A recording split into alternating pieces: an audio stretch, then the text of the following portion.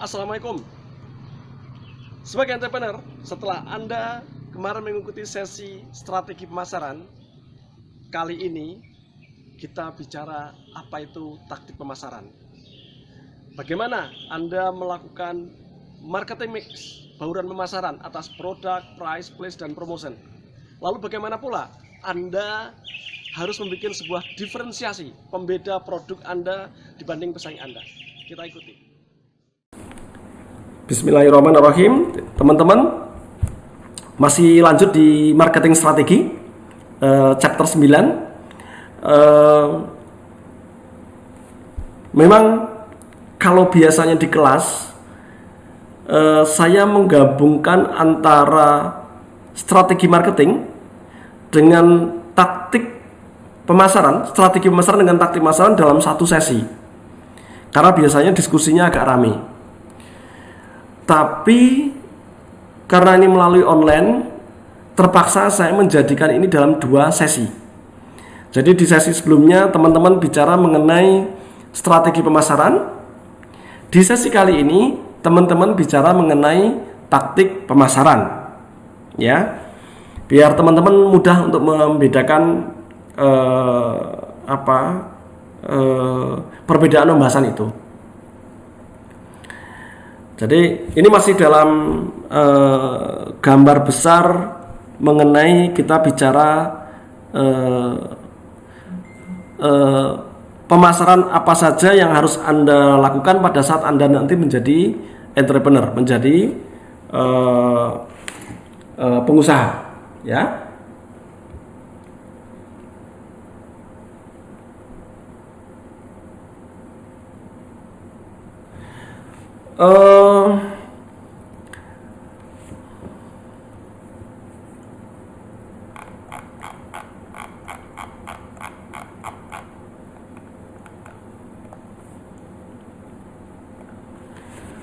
Teman-teman, kalau kita bicara strategi pemasaran, Anda selalu harus ingat S, T, dan P: segmentasi, targeting, dan positioning. Tapi kalau Anda bicara taktik pemasaran, maka teman-teman akan bicara di dua hal. Satu adalah mengenai marketing mix, bauran pemasaran. Yang kedua adalah diferensiasi, pembeda, dengan mengadakan unique selling point, titik penjualan yang unik. Jadi kita akan bicara mengenai dua hal ini pada saat sesi ini. Kita bicara tentang taktik pemasaran. Apa itu marketing mix? Adalah sejumlah variabel terkendali yang dikelola untuk mencapai kepuasan pelanggan dan tujuan organisasi. Memang di dalam beberapa buku, lalu dalam beberapa pendapat ahli, marketing mix itu bisa lebih kompleks dari yang saya terangkan ini. Yang saya sampaikan di sesi ini, marketing mixnya hanya mengelola 4P: produk, price, place, promotion. Tapi di beberapa buku lain, lalu juga beberapa pendapat ahli pemasaran yang lain, ada yang sampai 7P. Lalu ada juga yang menambahkan dengan 1C, 2C, 3C, segala macam. Kalau teman-teman ingin memperdalam itu silahkan, tapi paling tidak saya memberikan basicnya dulu saja. Ada 4 variabel yang harus Anda kendalikan, Anda kelola, agar konsumen Anda puas, agar pelanggan Anda puas. Dengan pelanggan puas, maka dia akan selalu membeli produk Anda. Kira-kira itu urutan berpikirnya, kan? Ya. Nah, 4P itu apa saja? Satu adalah produk. Ya, satu adalah produk. Jadi terkait dengan produk, apa saja yang harus Anda kendalikan sehingga konsumen Anda itu puas? Satu tentu adalah bentuk, warnanya, kemasannya, ya. Jadi kalau teman-teman ngomong mengenai jual minuman herbal, karena lagi COVID, minuman herbal lagi naik daun, empon-empon misalkan. Botolnya seperti apa? Tampilan warnanya seperti apa? Oh sorry, bentuk tadi maksudnya dijualnya berupa minuman atau berupa serbuk atau berupa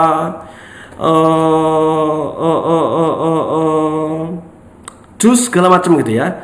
Kemasannya menggunakan apa? Menggunakan botol, menggunakan gelas, atau menggunakan apa? Tupperware gitu ya.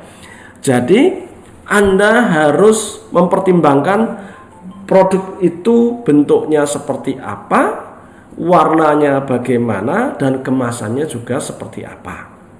Ya. Di luar produknya, Anda juga harus mengendalikan dan mengelola price-nya, harganya. Apa itu? Skema potongan harganya, keuntungan yang Anda inginkan berapa, lalu penetapan harganya bagaimana. Terkait dengan penetapan harga, ada beberapa cara untuk teman-teman menetapkan harga. Ada yang cara menghitung harganya dengan dihitung dari bawah, dari biaya. Jadi misalkan teman-teman mau jualan minuman herbal, sari jahe misalkan.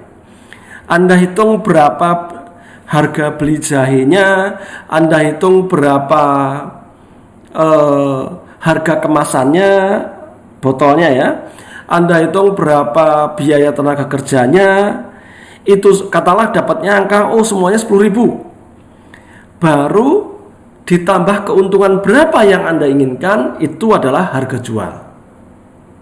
Pertanyaannya, kalau ternyata di pasar sudah ada produk-produk pesaing Anda, di pasar sudah ada produk-produk yang sudah sangat terkenal misalkan, ternyata begitu Anda hitung dengan cara itu, berapa biaya saya ditambah keuntungan saya ketemu harga jualnya, ternyata harganya di atas produk yang sudah ada di pasar.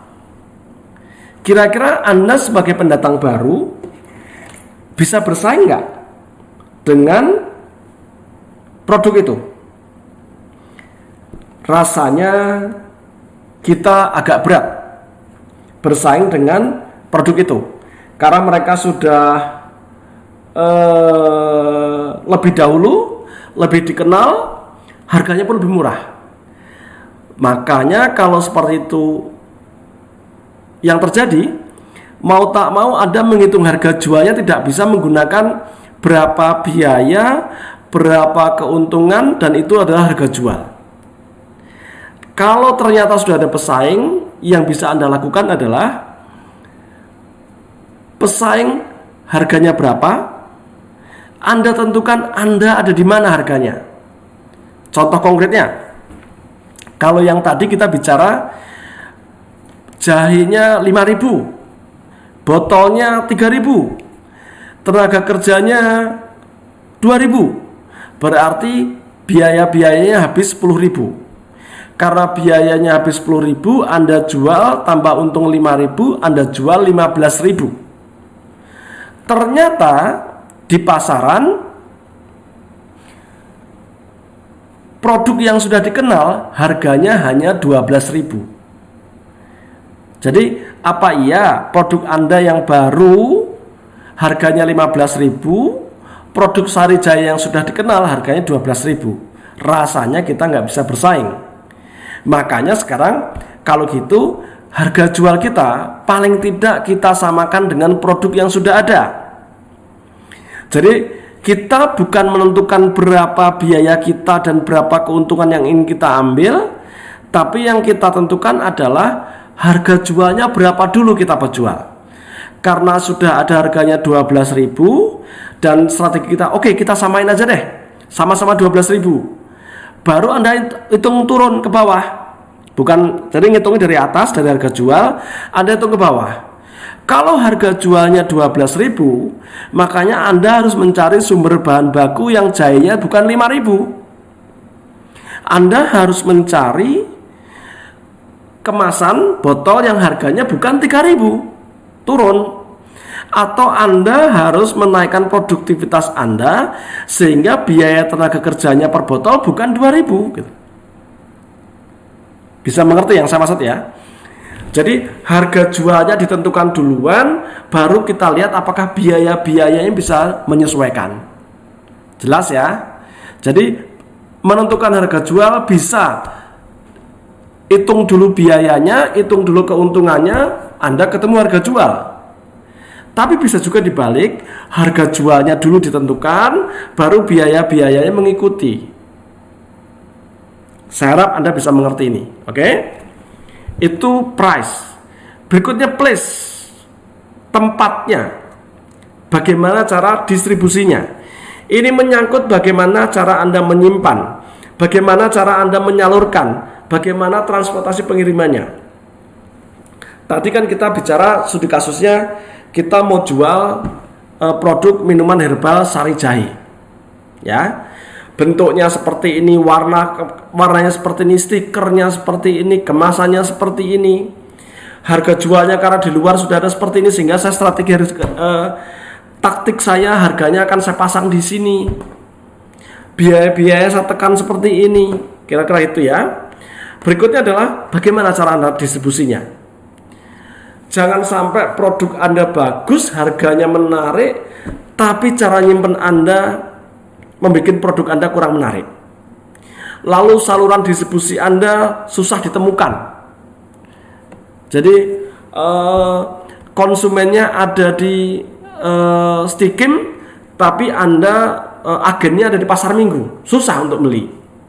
Ya, jadi Anda harus mengelola P yang ketiga, place, distribusinya, penyimpanannya, salurannya, dan transportasinya.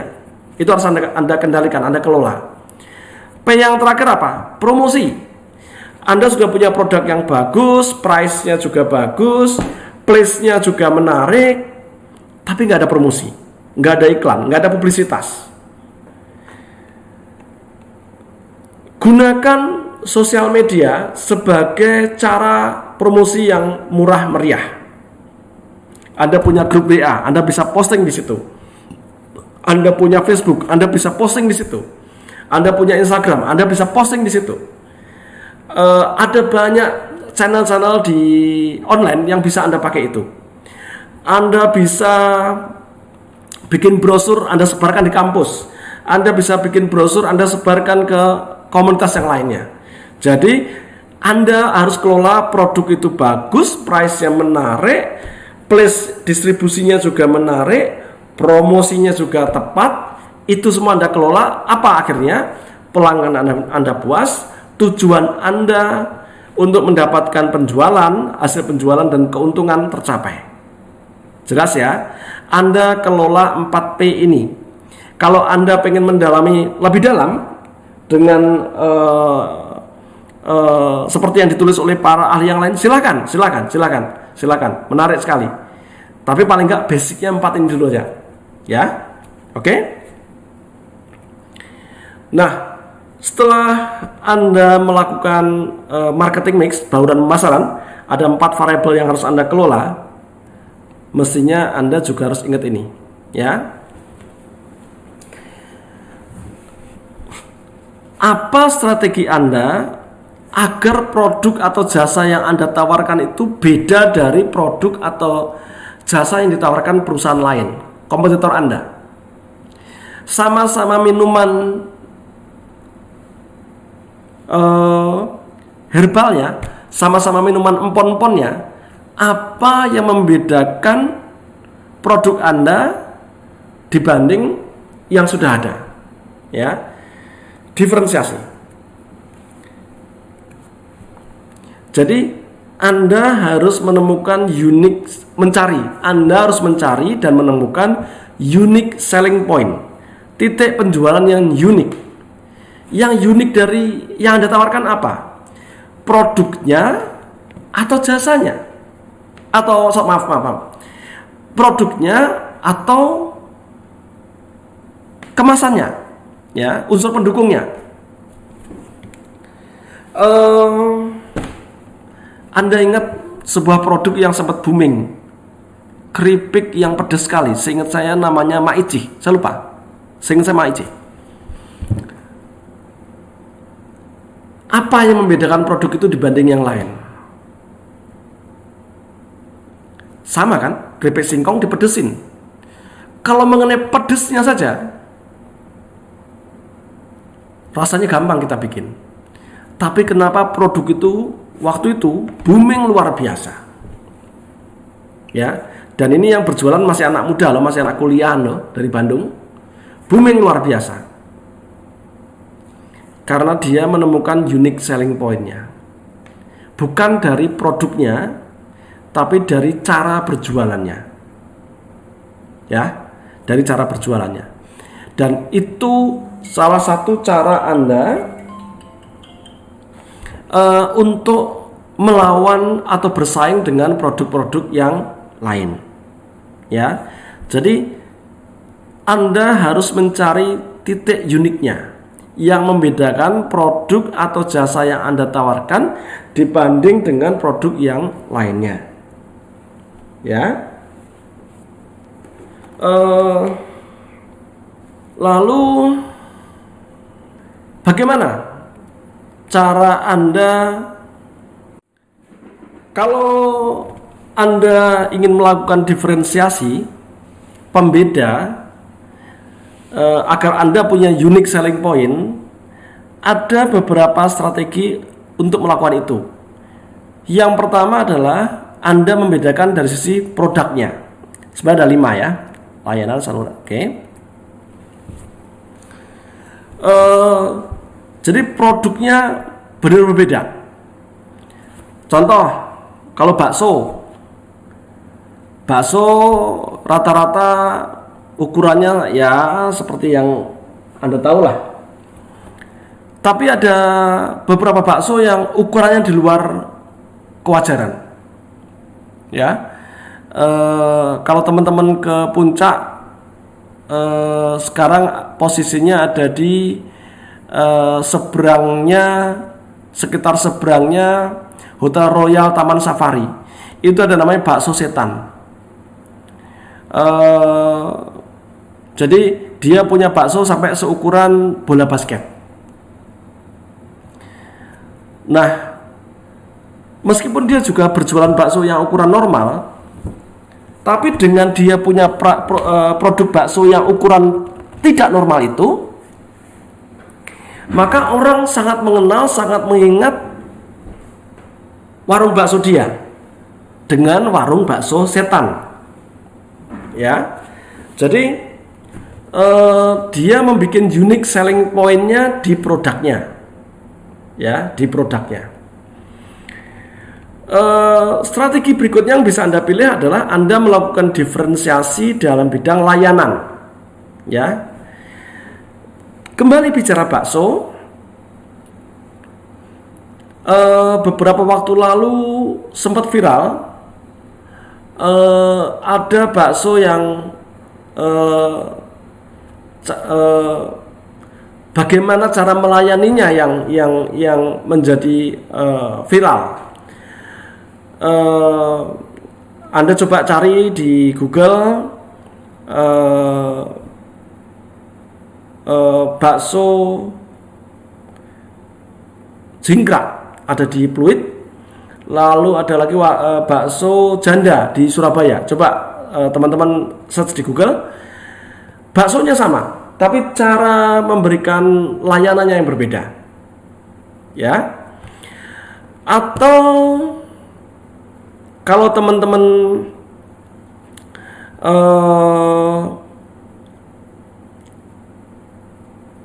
membeli hewan kurban, ada satu pengusaha hewan kurban namanya Haji Doni. Dia jualan sapi sama dengan yang lain-lainnya, tapi dia memberikan unique selling point kepada kepada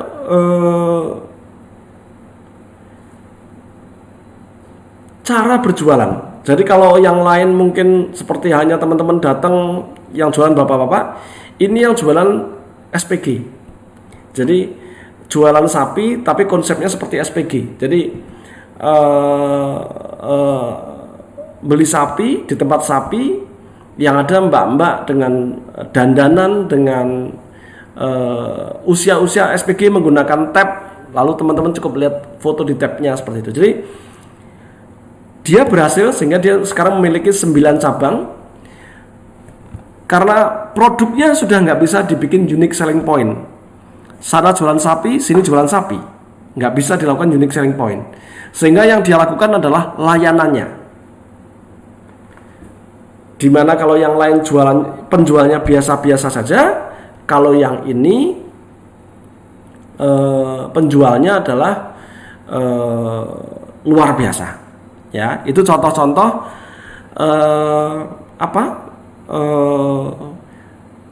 menjual produk atau jasa dengan layanan yang unique selling point-nya di layanan. Ya, jadi teman-teman bisa lakukan di produknya dengan membuat desainnya yang unik, fitur-fiturnya yang luar biasa, tampilannya luar biasa, atau dari layanannya. Ya, saluran distribusi. Jaringan penjual, gitu ya. Ini juga bisa menjadi salah satu strategi Anda untuk membuat produk Anda berbeda dengan yang lain, ya.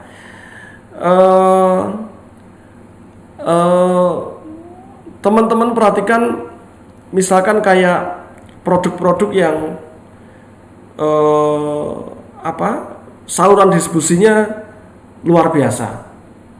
Jadi barang-barang itu di mana-mana ada. Yang membedakan produk-produk otomotif Jepang dengan otomotif dari Eropa, salah satunya adalah jaringan penjualan suku cadang. Nah, itu bisa menjadi salah satu strategi penjual agar produknya dia berbeda. Coba teman-teman nyari spare part Mercy misalkan ada di kota kecil, nggak usah jauh-jauh. Kalau Anda tahu merek Chevrolet, sebelah rumah saya mobilnya mogok di Garut. Perlu 1 minggu untuk mencari spare part itu di Jakarta. Sedangkan kalau mobil merek-merek Jepang dengan mudah Anda dapatkan di Garut misalkan ya. Nah, itu kemudahan saluran distribusi seperti itu bisa Anda gunakan sebagai strategi diferensiasi yang membedakan produk Anda seperti itu. Anda jualan minuman herbal, tapi agen Anda lebih menyebar dibanding pesaing Anda, sehingga konsumen lebih mudah untuk mendapatkannya. Itu menjadi salah satu strategi yang bisa Anda pilih, ya. Berikutnya adalah sumber daya manusia, budaya kerja. Bagaimana budaya kerja dari perusahaan itu juga bisa menjadi sebuah strategi diferensiasi. Terakhir adalah citra perusahaan, logo atau merek. Ini kan kalau di sesi sebelumnya kita bicara positioning, lalu kita bicara ada simbol-simbol yang berhasil dalam positioning, ini bisa dikaitkan ke sini. Jadi Nike dengan satu coretan saja orang udah langsung tahu bahwa itu adalah Nike karena saking uniknya, ya. Atau Adidas dengan 3 garis itu orang sudah tahu bahwa itu adalah Adidas, ya. Jadi itulah kira-kira strategi diferensiasi yang bisa Anda lakukan sehingga Anda produk Anda, jasa yang Anda tawarkan itu mempunyai unique selling point. Bisa produknya yang Anda ciptakan unik, bisa layanannya yang Anda bikin unik, saluran distribusinya yang Anda menjadi titik uniknya, bisa sumber daya manusianya, bisa citra perusahaannya. Tapi kalau ngomong gampang-gampangan, sesungguhnya dari produk dan layanan itu sumber diferensiasi yang paling banyak. Ya, ada banyak sekali contoh-contoh di sini. Kalau Anda ngomong dunia musik, ya, dunia musik, tentu persaingan grup band A, grup band B tentu semua bersaing.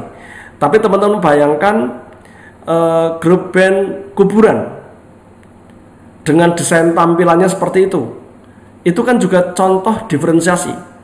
Dia membuat sebuah pembeda sehingga dia menjadi unik dibanding dengan yang lain. Ya, oke. Jadi yang paling mudah untuk melakukan pembeda adalah di produk dan layanan. Silakan Anda dalami produk dan jasa yang Anda akan tawarkan kira-kira di bidang apanya. Nah, berikutnya adalah bagaimana jika tingkat penjualan tidak meningkat?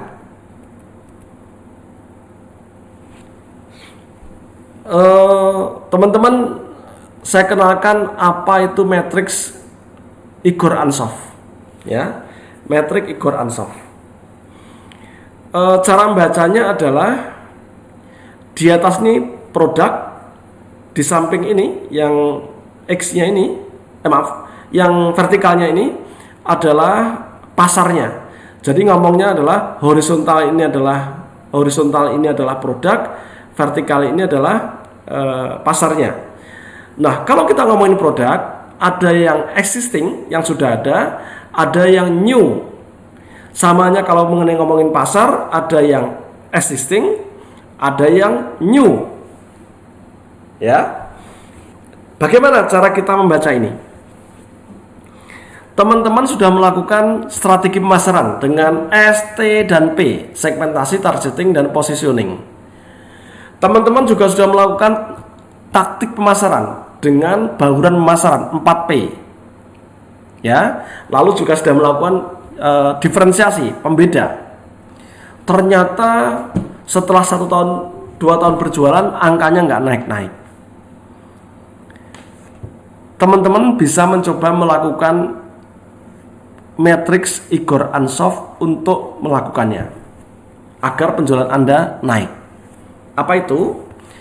Anda sudah punya produk yang sudah ada. Anda juga sudah punya pasar yang sudah ada. Contoh, teman-teman dalam setahun terakhir ini jualan minuman herbal, sari jahe. Ya, berarti produknya sudah ada. Lalu setahun ini karena teman-teman menggunakan segmentasinya adalah geografis, saya memilih perkantoran A, geografis. Dari perkantoran A itu saya geografis, saya milih itu gitu.